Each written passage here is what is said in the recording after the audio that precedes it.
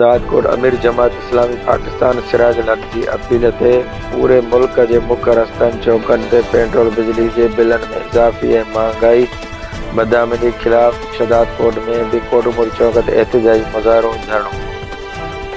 अगवान Mohammad Afzal RI deputy general secretary Jamaat Islami, Mansoor Ahmed Abro अमीर जमात इस्लामी ज़िला Qambar Shahdadkot, doctor Imtiaz Sheikh, Mohammad Ibrahim Dayo, हाजी अब्दुल सलाम कोसो ऐं ॿियनि चयो त निगरान हुकूमत 1.5 महीनो जे मुख़्तसिर अरसे में मुसलसल 3 भेरा पेट्रोल जी क़ीमत में रिकॉर्ड इज़ाफ़ो करे अवाम खे वेतर बेहाल करे छॾियो आहे। मुल्क में महांगाई, बेरोज़गारी, बदआमनी चोट चढ़ियल आहे।